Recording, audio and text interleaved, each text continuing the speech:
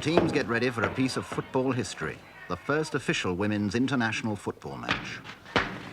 For 100 years, the FA rule was that no woman shall play football, and officially they didn't. But within 2 years of getting FA recognition, the cream of England's 5,000 women players met at the National Sports Centre, Bisham Abbey, to prepare for the away international with Scotland. What do they get out of the game? Why do they play? 18-year-old Wendy Owen, a PE student. I get out of it, what I get out of most sports, excitement, and also I enjoy playing a sport and I enjoy playing with a team, the competitive side of it, travelling and playing matches. And Lynda Hale, an accounting machine operator who plays for Southampton. It's the same as any other sport. I mean, it's a hobby that you've got to be really keen to do. Number 6, Paddy McGroarty, the George Best of women's football. Well, I play any sport, but I enjoy football better. With the ball, Sylvia Gore from Foden's Ladies Football Club. How did she become interested in the game? I think it has to be born in you, really, this football. I mean, I've been kicking the ball since I was 5 years of age, and I've been brought up in a footballing family. So the interest was there from the beginning, really. England captain Sheila Parker, also from Foden's, mother of a 13-month-old son. I started when I was 5. That's 20 years. Played for my first team when I was 13. Morag Kirkland, a schoolgirl, and at 15, the youngest in the team.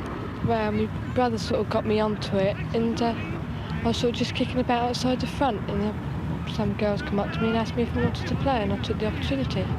well, I started playing when I was about 5 or 6 because I've got 2 brothers. I used to just kick around with the boys on a local green.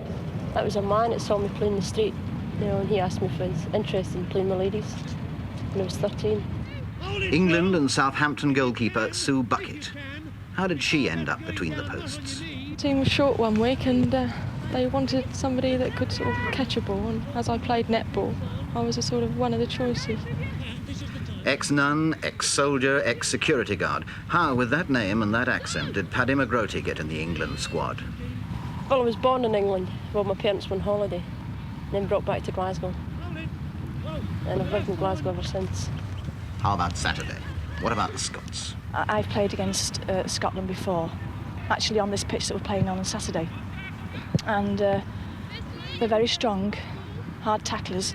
Well, I know a few of the players, and I think it'll be a hard game. It'll be a good hard game. Definitely a hard game. There's some very good club sides in Scotland, and obviously they've chosen their best. Well, we've had some tales and people that have played them before that they're going to be a hard team to beat.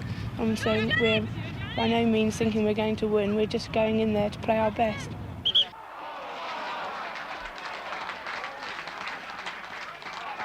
Are there any differences between men's and women's soccer? I think skill-wise, obviously physique-wise we're not as strong, but skill-wise I think there's just as much skill in women's football as in men's. Well, I think men have more stamina in the game. Of course, I mean, that is the sport. It is a man's sport, really. But over the past few years, women's football has become more popular. And I think in time to come it will be even better and maybe on a professional line. There's not so much power there, there's not so much, physical contact, because they're not as physically strong, but the skill's there, the basic football's there from a spectator's point of view. Men they've been playing a lot longer than us, and they get paid for it.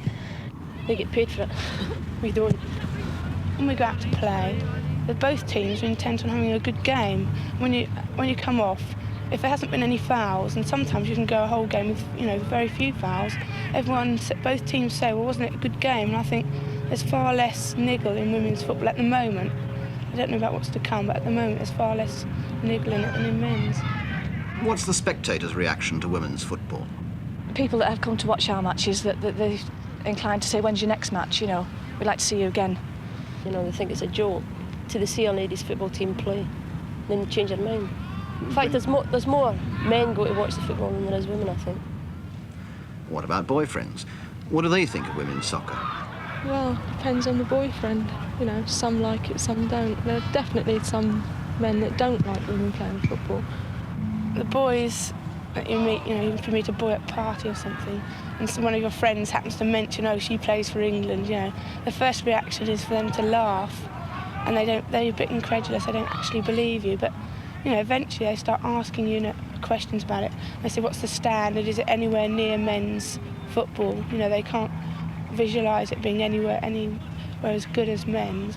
Well, I have found it in the past that there has been objections to my playing football, but I've found that recently, since it's become popular, that they seem to accept the fact now that it's a sport that everyone enjoys. First blood to Scotland's Mary Carr. How much of their time does football actually take? Every Sunday is taken up by travelling to a football match, playing and travelling back. Well, it takes quite a lot of time really, because it takes training near enough twice a week sometimes, and then the game on a Sunday.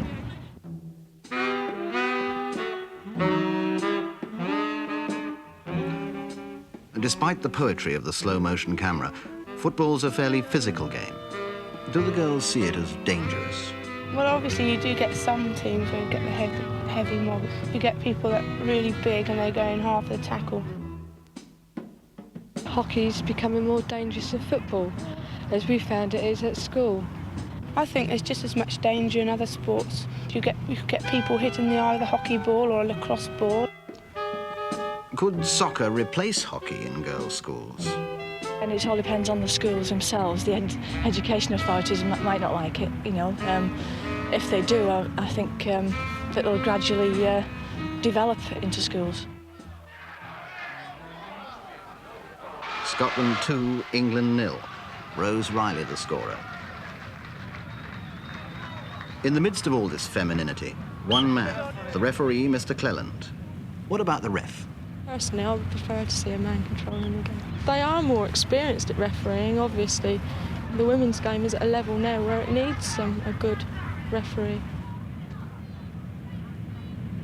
The England bench and all eyes on number 8, Sylvia Gore.